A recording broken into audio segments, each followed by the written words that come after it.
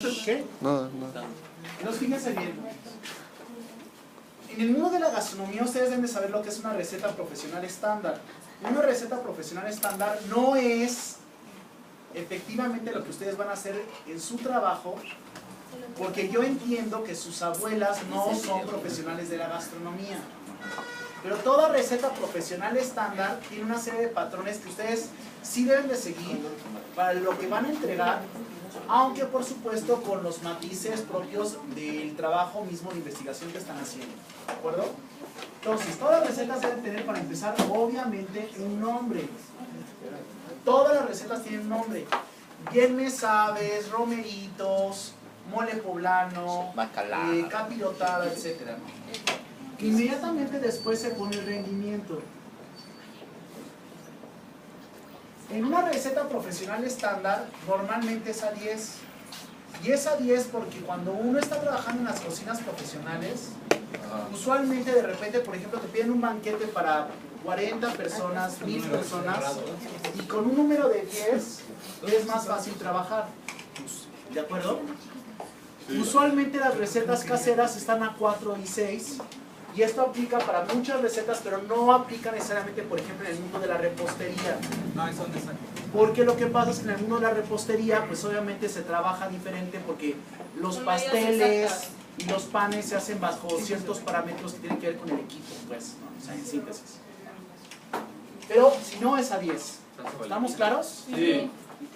Oye, pero mi abuela me la dio a 4, o me la dio a 6, o me la dio a 8. No pasa nada, en el caso de ustedes no pasa nada. Ahora, si la quieres hacer estándar, tendrías que vivir todo un proceso para convertirla a 10, eso es una realidad. Y tampoco es tan fácil, pero tampoco es tan complicado. Si la receta te la dio a 4, obviamente la divides entre 2 y la multiplicas por 2. Y te da 10.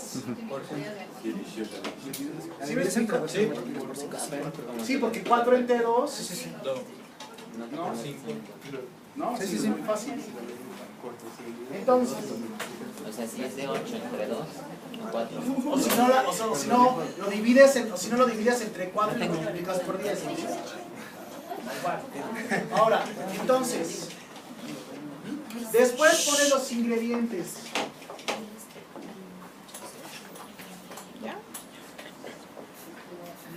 Los ingredientes siempre se ponen con el sistema internacional unitario.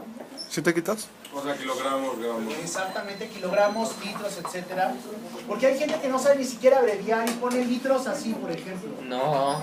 Litros no se abrevia así. LTZ. LTS. L, pero con como cursiva. No, es L. Es L. L de Lelo. Ah. Y luego, después de que pones el sistema internacional unitario, pones lo que es el ingrediente.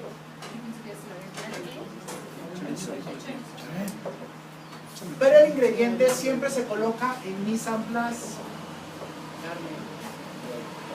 O sea, picado. Pues una zanahoria picada, una cebolla fileteada, etc.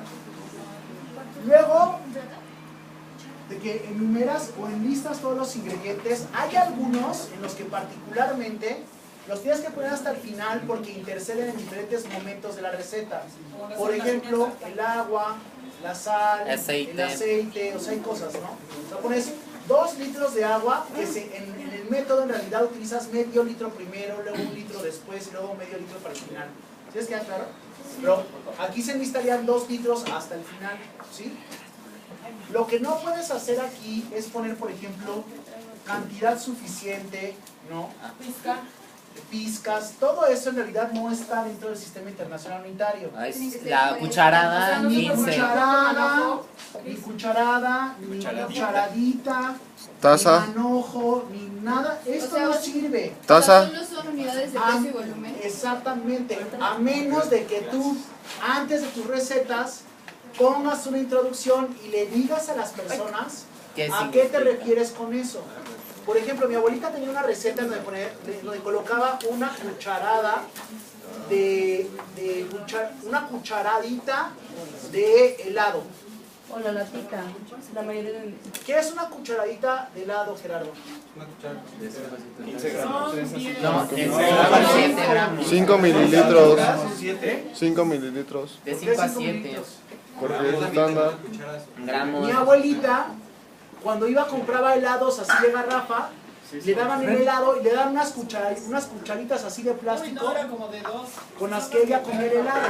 Ah, Para ella eso era su medida, ¿me entiendes? Igual la lata de atún.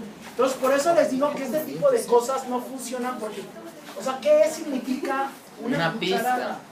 O como bien dices, hay gente que tiene como medidas las latas del atún o cosas por el estilo. Mi mamá siempre que hace el arroz utiliza la misma medida para que le salga perfecto, pero en la misma olla, pues, ¿no? Ven. Si le cambias la olla ya no le funciona. No es la verdad. pero nosotros en el caso de nuestra receta sí le podemos poner una pizca, unas... No. Pero me tienes que decir cuánto es, porque cuánto es una pizca. ok. O sea, una pizca estrictamente es esto. Lo que juntas, o sea, lo que ¿Puedes subir el video? claro. Sí, Por eso necesito que se callen todos. pero estrictamente también en ese sentido no agarran lo mismo mis dedos que tus dedos. ¿Sí me explico? Entonces, hasta ahí vamos bien. Sí. Luego viene el método.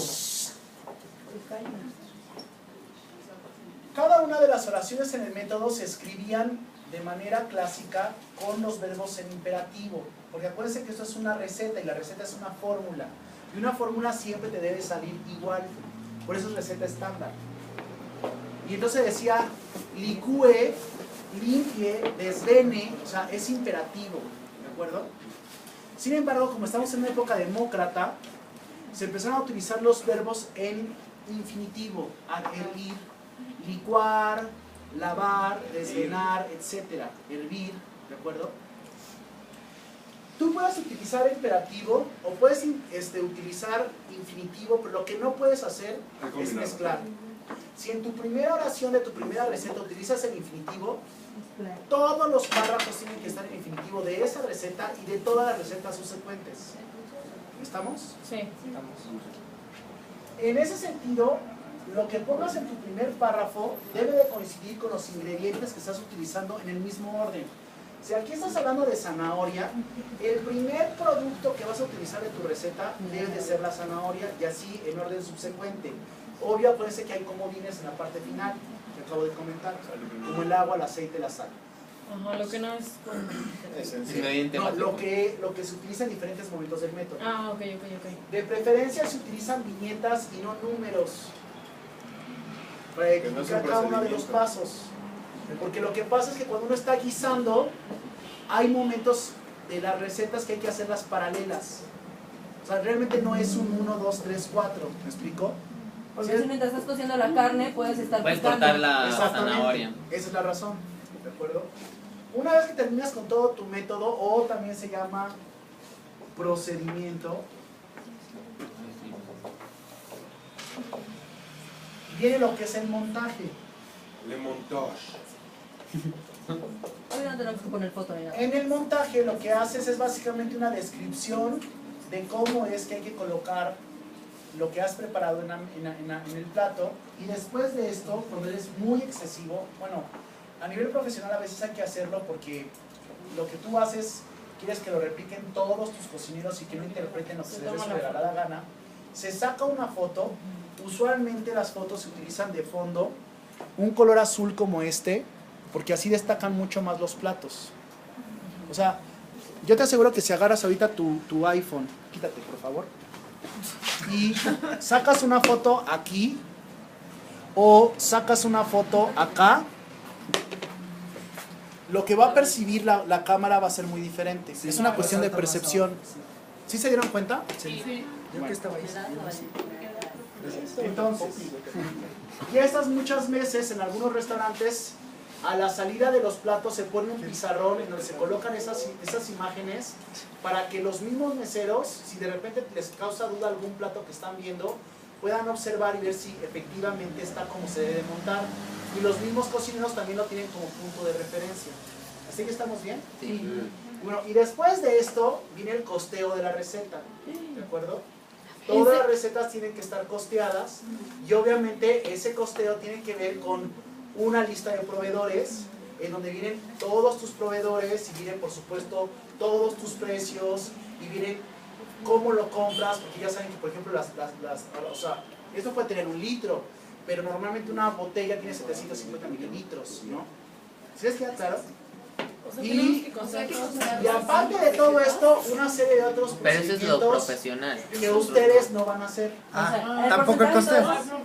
¿Sí? A ver, ¿qué? Pero a ver. Sí, no, o sea, me dio un ataque. tienen? No llevo nada. Hasta dónde ¿Cuánto vale eso? Creo Porque que no no lo voy a lo hacer. que tenemos en el estándar. ¿Qué tienen ustedes?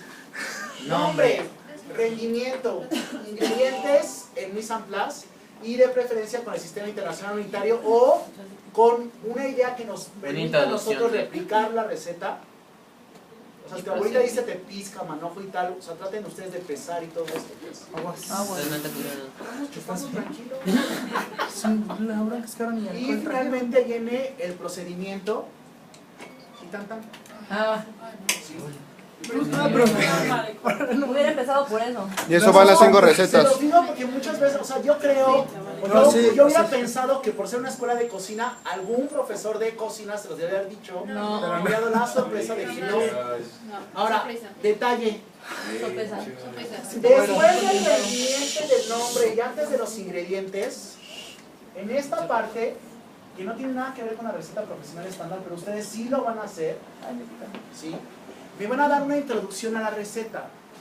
Entonces me van a poner, esta receta la hace mi abuela de cotidiano, le encanta, sus hijos siempre dicen que está increíble y normalmente la acompaña con frijoles o con arroz o yo qué sé, o sea, me das una introducción para saber qué onda con esa receta, ¿no? O, esta receta la hace normalmente Es como cuando la estamos en justificación, ¿no? festejo, es la justificación.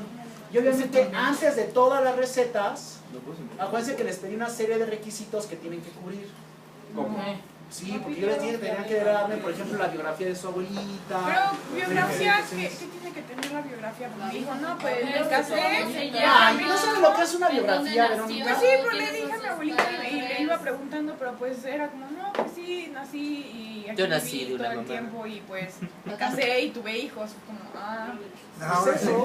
y ya, pero pues. O sea, ¿qué récord? nació en la Ciudad de México. Es que a lo con- mejor tu abuelita nada más se casó y se reprodujo, pero hay otras abuelitas que hacen más cosas. Y viajan, conocen, trabajan, suben, Digo, también hay bajan. abuelitas que no te quieren decir mucho. Por ejemplo, Sí, eso está grabando, a lo mejor Fede. tu abuelita estrictamente, pues ella siente que no ha hecho muchas cosas, pero a lo mejor tu abuelita viajó con tu abuelita a otro pueblo o a otra ciudad o a Nueva York, ¿sí me explico? Muchas veces las abuelitas se movían con los abuelitos.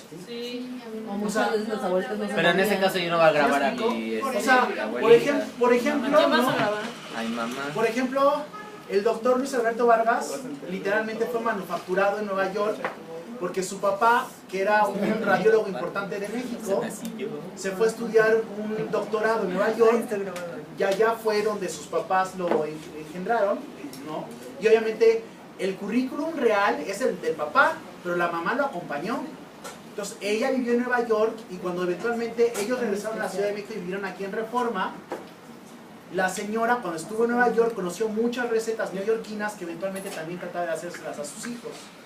O sea, con producto mexicano. la vida que ellas tuvieron, o sea, no lo sé, Vaya al estoy grano, dando ya un me ejemplo cansé. porque no lo sé, pero se los digo porque a lo mejor, o sea, tu abuelita es un caso, pero a lo mejor hay otra abuelita de otra persona que esté de este lado que entiende lo que estoy diciendo y ese es el tipo de cosas que hay que colocar. Ok. Ok. Porque a lo mejor, sí es cierto, a lo mejor siempre vivió ahí, pero a lo mejor algún día se fue de visita con sus hermanas que están en el pueblo de Junto, o se fue de vacaciones, o algo sucedió que afecta básicamente su vida desde una perspectiva gastronómica. A lo mejor no es una cuestión de vida en el sentido de que sí es cierto, siempre vivió ahí, pero un día llegó al pueblo un médico que venía de Alemania y entonces ella se hizo amiguita de la señora fulanita y ella le enseñó a guisar un platillo que era propiamente Alemania, pero ella lo adecuó a su propio paladar y a su fe. ¿Sí me explico? Yes. O sea, esas son las cosas que yo quiero saber y que le van a dar un marco a las recetas que ustedes van a ¿cómo se llama? Presentar. A presentar. O sea, ¿sí me explico? O sea, la idea es saber, pues, ¿de dónde salió eso? O sea, ¿por qué tu abuelita guisa machaca y no guisa pescado a la talla? A la talla. O sea, debe de haber alguna razón. Alguien le ha de haber dicho. O sea, su biografía tiene que ver con sus suegras. Muchas señoras aprendieron a guisar con sus suegras.